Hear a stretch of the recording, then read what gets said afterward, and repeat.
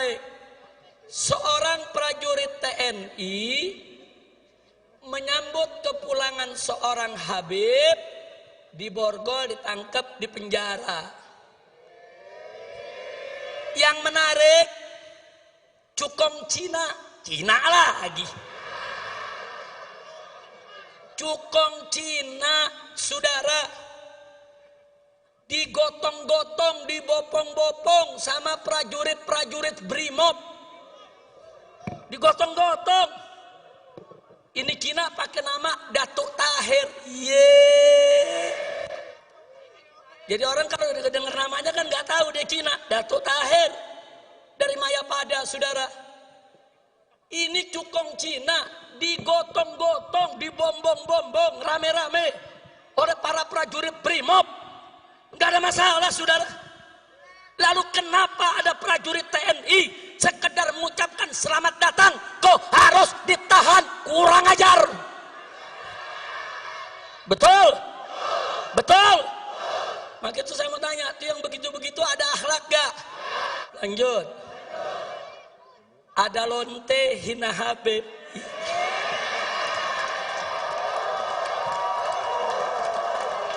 Pusing. Sampai lonte ikut-ikutan ngomong. Lanjut jangan. Ya lu jangan berisik dong. Saya nggak marah. Cuman ada umat yang marah. Ngancam mengepung lonte. Polisi kalang kabut jagain lonte. Iya.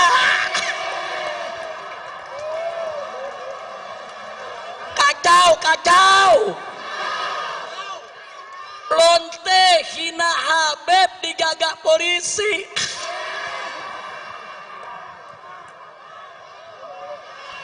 Kacau tidak? Musinya lonte yang hina Habib, hina ulama, tangkap. Bukan dijagain. Polisi jawab, tapi ada ancaman Habib, maka lu tangkap. Betul? Ditangkap enggak? Dijagain. Jangan-jangan minta jatah kali.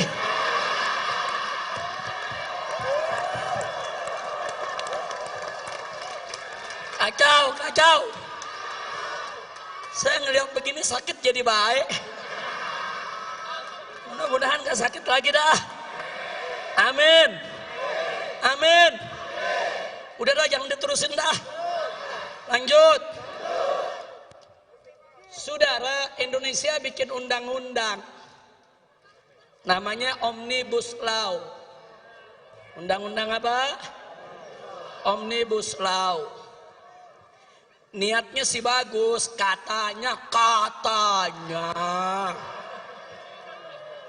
untuk mempermudah dan memperlancar dunia usaha, katanya.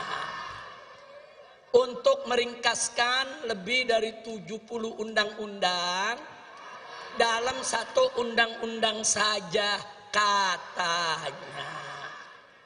Lalu bagaimana sikap kita? Ya kalau untuk kebaikan sih ya nggak ada masalah. Cuman yang jadi masalah, saudara, ini undang-undang prosesnya lucu. Dari 800 halaman jadi 900-an. Dari 900 naik jadi 1000-an. Dari 1000 turun lagi jadi 812. Dari 812 naik lagi jadi 1000 sekian. Ini lagi bikin undang-undang, apalagi bikin kwitansi warung kopi. Betul. Yang namanya bikin undang-undang, saudara, ini saya mau kasih tahu nih, masyarakat mesti paham nih semua nih. Yang namanya undang-undang sebelum dibuat, sebelum disidangkan, saudara, DPR itu harus ngundang tokoh masyarakat dari semua elemen, saudara. Undang ulamanya. Loh, kenapa ulama mesti diundang? Karena dalam undang-undang Omnibus Law ada hal-hal yang menyangkut agama. Undang juga, saudara, ormas-ormasnya, saudara. undang juga pengusahanya, undang juga buruhnya, undang juga mahasiswanya, ajak dulu dialog. Gak boleh langsung bikin undang-undang, saudara. Karena DPR itu wakil rakyat, bukan wakil partai. Betul? Betul? Ada nenek-nenek ngomongnya salah melulu. Saudara, sampai presiden aja dibilang petugas partai.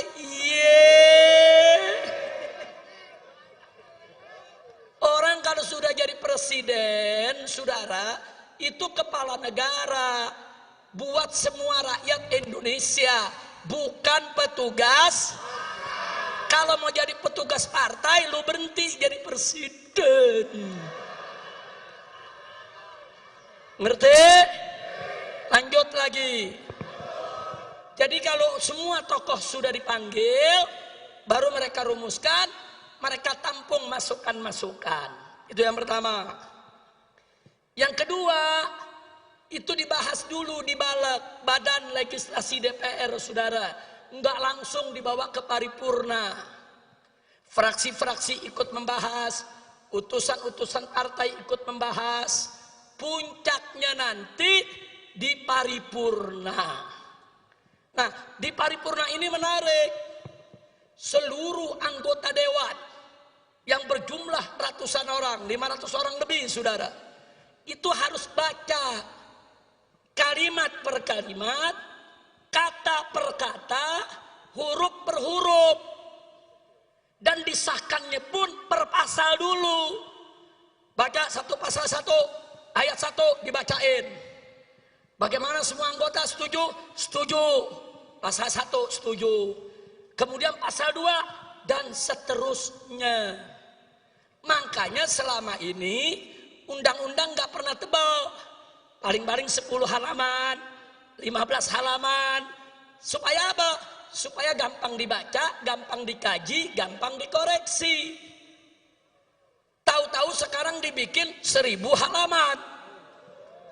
Nggak apa-apa, tapi lu baca. Yang suruh buat 1000 halaman siapa? Goblok. Betul? Lu mau bikin 1000 halaman boleh, boleh. Tapi baca.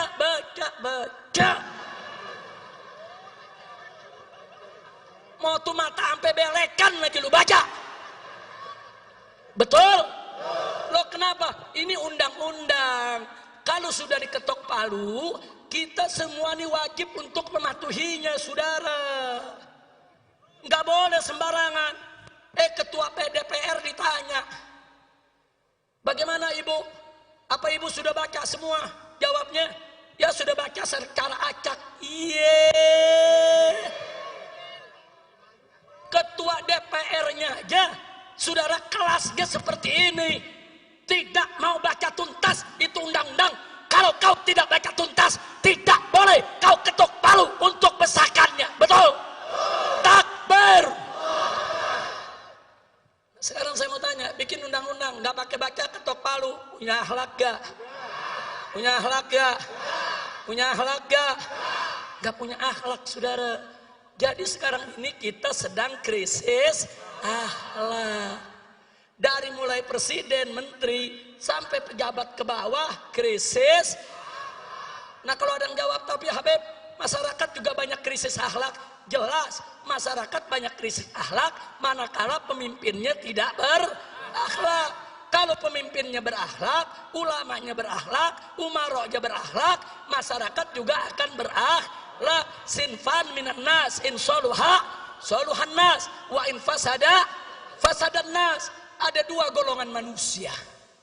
Kalau keduanya baik, masyarakat semua baik, ya kawan. Kalau keduanya jelek, masyarakat semua rusak, ya kawan. Nah, jadi jangan salahkan rakyat dulu, jangan salahkan masyarakat dulu, saudara. Jangan lihat para pemimpinnya. Kalau mereka tidak berakhlak, kalau mereka tidak menjaga akhlak, wajar, pantas. Kalau yang dibawa akhirnya banyak lagi yang tidak memandang akhlak. Betul? Betul? Nah gitu saya mau tanya, kalau sudah krisis akhlak begini, berarti revolusi akhlak penting tidak? Sebelum saya akhiri, saudara, Ada yang mengatakan begini, kenapa Habib Rizik dan kawan-kawan masih buka pintu dialog, masih buka pintu rekonsiliasi, masih buka pintu perdamaian? Kata mereka, revolusi itu tidak kenal kata damai, revolusi itu tidak kenal kata rekonsiliasi. Saya mau jawab, revolusi yang tidak kenal kata damai itu bukan revolusi akhlak namanya, saudara. Revolusi yang tidak kenal kata rekonsiliasi itu, saudara, namanya bukan revolusi akhlak. Revolusi yang tidak membuka pintu dialog itu juga namanya bukan revolusi akhlak. Nah, jadi saudara, kalau mereka mau bicara revolusi berdasarkan ajaran Nabi, ajaran Islam, Al-Quran dan As-Sunnah, nggak boleh kita menutup pintu dialog, menutup pintu perdamaian, menutup pintu rekonsiliasi. Kira-kira jelas tidak? Ada lagi mereka bilang, kalau Habib Rizik buka pintu dialog, buka pintu rekonsiliasi, buka pintu perdamaian, berarti Habib Rizik sudah mulai lembek. Unyil. Gue bukan kue apem lembek. Kira-kira jelas tidak? Bicaralah revolusi yang cerdas dan bicaralah revolusi berdasarkan ajaran Nah, baik saudara, jangankan revolusi, perang saja saudara, Nabi tidak pernah melupakan akhlak, saudara. Lihat perang-perangnya Nabi kita alaihi salatu wassalam. Nabi alaihi salatu wassalam mengajarkan para sahabatnya, manakala dua pasukan sudah bertemu di medan tempur antara pasukan Islam dengan pasukan kafir, maka panglima pasukan Islam wajib terlebih dahulu menawarkan Islam kepada para musuh, saudara. Kalau mereka terima, cukup, nggak boleh lanjut perang, saudara. Kenapa kita tidak stop pertumpahan darah? Ini ajaran Nabi, saudara. Di medan perang saja, dua pasukan sudah bertemu, berhadapan, menghunus pedang, Nabi tetap membuka pintu dialog, Nabi tetap membuka pintu perdamaian, Nabi tetap, saudara, memberi kesempatan kepada lawan untuk berubah pikiran agar tidak terjadi pertumpahan darah. Saya tanya, akhlak Nabi mulia tidak? Bagus tidak? Takbir. Saya mau katakan kepada mereka yang mengatakan revolusi tidak kenal damai dan tidak kenal rekonsiliasi, revolusi Anda tidak punya akhlak. Tapi jangan lupa, di medan perang, kalau Nabi sudah dialog, Nabi menawarkan perdamaian, tapi musuh nggak mau damai, musuh tetap berkeras untuk perang, maka Nabi dan para sahabat sejengkal pun tidak akan pernah mundur, saudara. Tawarkan perdamaian, tawarkan dialog, tawarkan menyelesaikan persoalan bangsa tanpa pertumpahan darah. Betul? Setuju? Tapi kalau ternyata mereka tidak mau, terus menerus berbuat zalim, terus menerus menindas rakyat, terus menerus merusak bangsa dan negara, terus menerus mengkriminalisasi ulama, terus menerus memang ingin menumpahkan darah, maka apa boleh buat, dari revolusi akhlak bisa berubah menjadi jihad fisabilillah, saudara. Takbir. Tapi kalau sudah ditawarkan kedamaian, ditawarkan dialog, ditawarkan rekonsiliasi, mereka ternyata congkak, angkuh, sombong, merasa paling besar, merasa paling kuat. Demi Allah, habaib ulama dan umat Islam tidak akan pernah mundur jihad untuk melawan kezaliman, saudara. Takbir. Sallu ala nabi. Nah, maka itu saudara, akhirnya saya kabarkan, insya Allah setelah nanti saya istirahat beberapa hari agar kondisi betul-betul fit, saudara, saya dengan pengurus DPP FPI akan keliling Indonesia. Kita akan datangi setiap provinsi, kita Kita ajak semua umat dan kita akan melakukan koordinasi dan konsolidasi untuk revolusi akhlak. Setuju tidak? Jadi jangan coba-coba ada pihak yang menghalangi tabligh akbar kami, yang menghalangi yaitu daripada konsolidasi kami.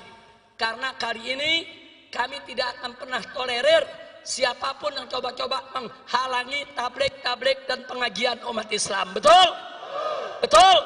Siap jaga tabligh akbar, siap bela tabligh akbar, siap jaga pesantren para kiai, siap jaga majelis-majelis para habaib.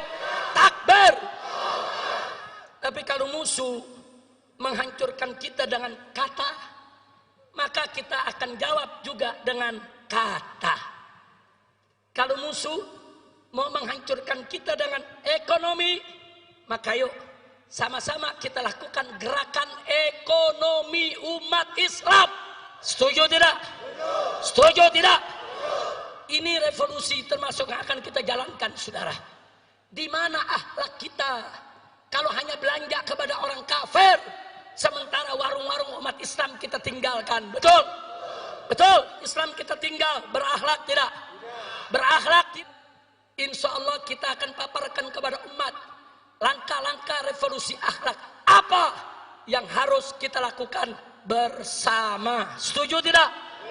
Begitu juga yang kemarin, saudara, sholatnya belum bagus, maka mulai hari ini, saat ini sholatnya sudah harus bagus, saudara. Kalau kita tidak mau taat kepada Allah, betul? Mulai dari diri kita, mulai dari ibadat. Jangan tinggalkan sholat, jangan tinggalkan puasa Ramadan, jangan tinggalkan zakat, saudara. Jauhkan segala kemungkaran dan kemaksiatan.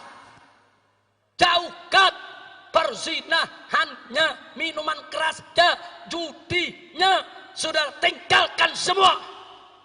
Dan yang tidak kalah pentingnya, jangan bohong. Ciri orang munafik itu ada 3. Pertama, idza haddatsa kadzaba. Kalau berkata, dia dusta. Yang kedua, idza wa'ada akhlafa. Kalau berjanji, dia ingkari, saudara. Yang ketiga, saudara, wa idza tumina. Kalau dia diberikan amanat, khana, dia khianat. Saya rasa malam hari ini, saudara, saya tidak ingin berpanjang lebar lagi. Saya harus jaga betul stamina saya. Mudah-mudahan kita dijauhkan dari penyakit. Allah angkat ini wabah corona. Allah angkat wabah corona. Kesian, pemerintah tidak peduli lagi pada rakyatnya. DPR tidak peduli lagi pada rakyatnya. Sebelum negara ini merdeka, saudara, para habaib, para ulama, para kiai, para santri, merekalah yang bahu-membahu melawan para penjajah, saudara. Isi belum lahir, saudara, tapi para kiai, para habaib, para pesantren dengan setia menjaga rakyat, menjaga umat, membela bangsa, membela negara, mengusir penjajah sehingga kita merdeka, saudara. Tahu-tahu sekarang ada bangsa sendiri yang mau jajah kita. Tentara Belanda, tentara Inggris, saudara, tentara Jepang diusir sama rakyat karena menindas. Betul? Betul? Apalagi Londo Ireng. Belanda. Saya mau tanya, saudara, sama Belanda aja kita nggak takut, sama Londo Ireng takut gak? Takbir. Merdeka dari penjajahan cukong naga. Betul? Betul? Betul? Takbir. Merdeka dari Londo Ireng. Betul? Takbir. Sekarang baca surat Al-Fatihah, kita niatkan bi barakatil Fatihah agar para umat kita dapat